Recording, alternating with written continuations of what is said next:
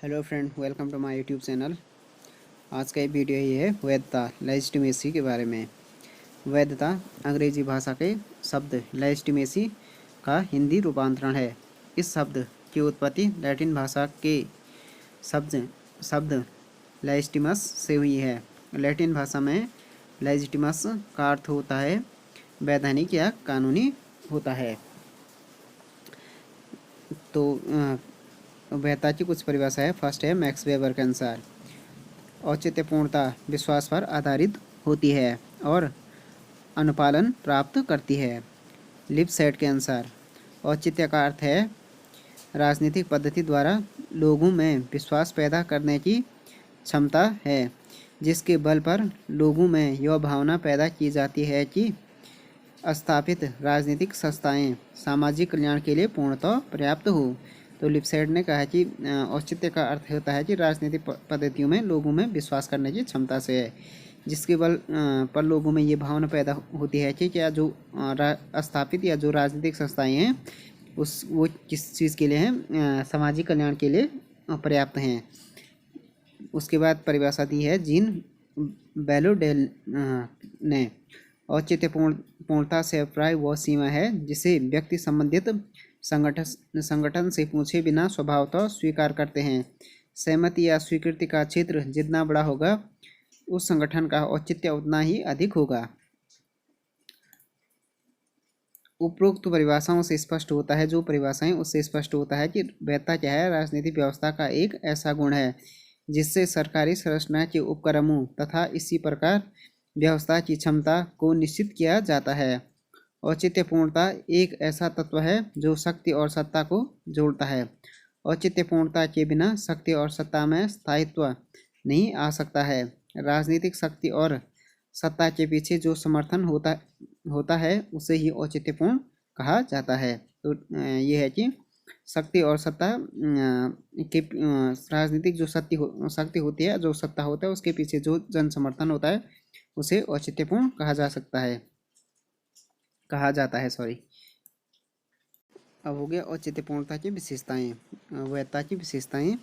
औचित्यपूर्णता सामाजिक स्वीकृति पर आधारित अवधारणा है क्योंकि इसमें जनता की विवेकशीलता तथा आस्था निहित है। दूसरा हो गया औचित्यपूर्णता राजनीतिक व्यवस्था को गतिशील बनाती है। तीसरा हो गया वैधता जो है शक्ति और सत्ता को व्यवहारिक रूप देती है। जन समर्थन के आधार पर शक्ति और सत्ता वैध मानी जाती है। वैधता के अभाव में व्यापक जन आंदोलन के जन्म लेने की संभावनाएं बढ़ जाती है। चौथा हो गया वैधता शक्ति को सत्ता में परिवर्तित करती है। जनता शक्ति को औचित्यपूर्ण आधार पर ही स्वीकार करती है और सत्ता का प्रभाव स्वीकार करती है।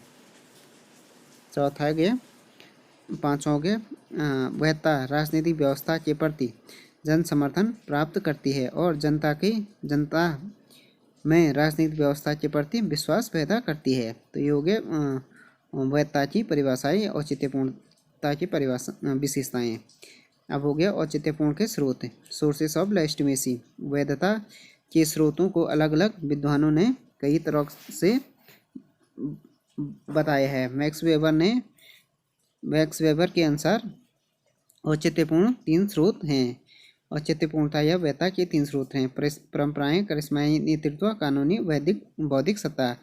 वास्तव में औचित्यपूर्णता का स्रोत राजनीतिक व्यवस्थाओं के सदस्यों की विचारधारा है। वैधता की समस्या राजनीतिक व्यवस्था को विभिन्न संरचनाओं, कार्यों, प्रक्रियाओं, मूल्य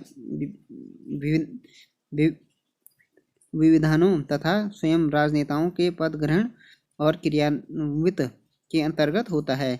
लोकतंत्र में राजनीतिक व्यवस्था के आदर्श व मूल्य लोकप्रिय सहमति, प्रतिनिधित्व, निर्वाचन, बहुमत का शासन, नागरिक अधिकार व स्वतंत्रताएं औचित्यपूर्णता के प्रतीक हैं। तो ये हो गए वैधता के जो प्रतीक हैं। राजनेताओं के पद, क्रियान्वित, लोकप्रिय सहमति, प्रतिनिधित्व, निर्वाचन, बहुमत का शासन, नागरिक अधिकार, ये क्या हो गया औचित्यपूर्णता के स्रोत हैं। उसके बाद हो गया औचित्यपूर्णता के प्रकार, type of legitimacy. Max weber ने सत्ता की तरह औचित्यपूर्णता के तीन प्रकार परंपरागत, बौद्धिक तथा करिश्माई परंपरागत बौद्धिक कानूनी तीसरा हो गया करिश्माई बताए हैं।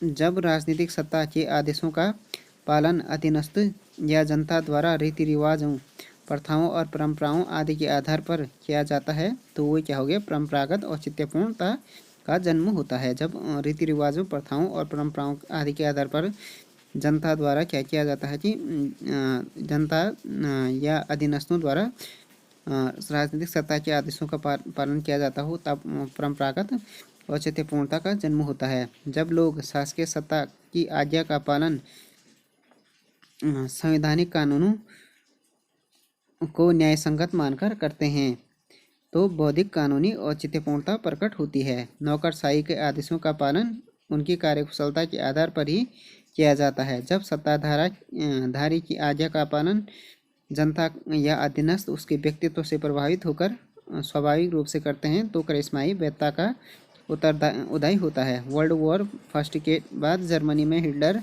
इटली में मुसोलिनी को इसी प्रकार की औचित्यपूर्णता प्राप्त हुई थी। तो ये हो गया औचित्यपूर्णता के प्रकार हो गए।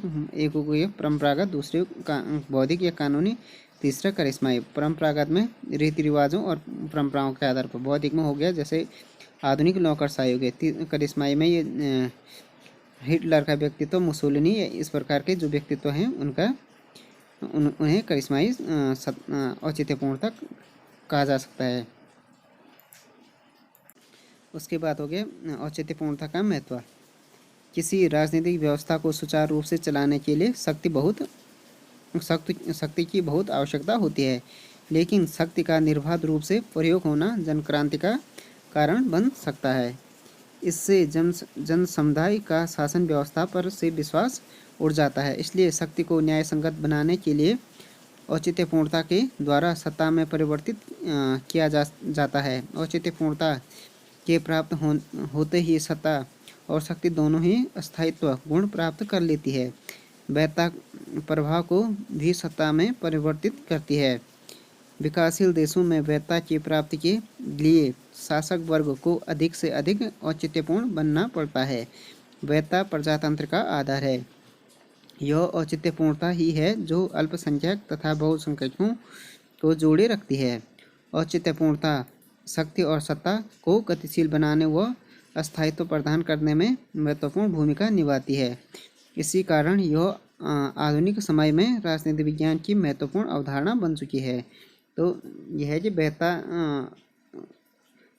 राजनीतिक व्यवस्था को जो सुचारू रूप से चलाने के लिए क्या है, शक्ति बहुत आवश्यक है। शक्ति तभी भी क्या हो सकता है, शक्ति को तभी मान्यता मिलती है जब उसके पीछे क्या हो, औचित्यपूर्ण या वैधता हो। नहीं तो क्या होगा कि शक्ति का अगर निर्बाध रूप से प्रयोग किया जाए तो जनक्रांति हो सकती है। तो उसके शक्ति को स्थायित्व प्रदान करने के लिए वैधता बहुत महत्वपूर्ण है।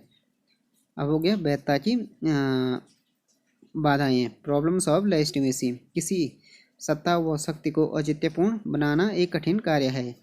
आज जनता में इतनी अधिक जागृति व राजनीतिक चेतना आ चुकी है कि वह सहजता के बिना जांच परख के सत्ता के कार्यों को स्वीकार नहीं करती है। इसी कारण आज शासक वर्ग को अपने कार्यों का औचित्यपूर्ण बनाने के लिए अधिक से अधिक प्रयास करना पड़ता है। लेकिन जब कोई शासक जनहित की उपेक्षा करता है तो उसके सामने औचित्यपूर्णता का संकट उत्पन्न हो जाता है। कभी कभी समाज के लिए वर्गीय भेद भी वैधता के लिए बाधा बन जाते हैं। लुसियन पाई के अनुसार वैधता के लिए संकट चार प्रकार से उत्पन्न होते हैं।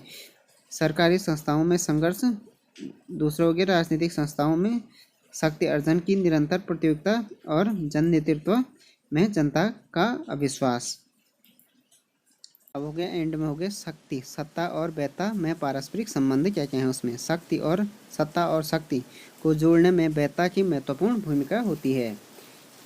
प्रत्येक राजनीतिक व्यवस्था में शक्ति और सत्ता का स्थान भी महत्वपूर्ण होता है। कई बार अनुचित राजनीतिक निर्णयों को जन स्वीकृति प्राप्त कराकर औचित्यपूर्ण बना दिया जाता है। ऐसा जन स्वीकृति किसी भय या पार्श्विक बल पर आधारित हो सकती है। बिना किसी भय के राजनीतिक व्यवस्था के कार्यों व नीतियों को मिलने वाला जन समर्थन ही औचित्यपूर्ण होता है।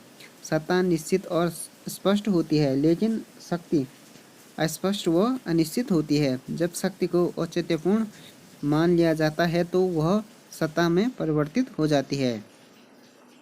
शक्ति क्या है? सत्ता व वैधता आपस में घनिष्ठ रूप से जुड़े हुए हैं। यह तीनों अवधारणाएं आज राजनीतिक विज्ञान का महत्वपूर्ण अध्ययन विषय है। सत्ता का अर्थ शक्ति प्लस वैधता है। सत्ता का अर्थ है कि अगर जो शक्ति वैलिडेट हो या लेजिटिमेट हो, उसे सत्ता कहते हैं। जो शक्ति को अगर क्या वैधता मिल जाए तो वो सत्ता में परिवर्तित हो जाती है। अतः शक्ति सत्ता व वैधता में वैधता शक्ति और सत्ता को जोड़ने वाली कड़ी है। औचित्यपूर्णता के बिना न तो शक्ति अस्थायी हो सकती है न ही सत्ता। तो फ्रेंड्स, ये वीडियो हो गया शक्ति के बारे में, सत्ता के वैधता के बारे में हो गया video. Thanks for watching this video. If you like this video, please subscribe my channel and like, share and comment on this video.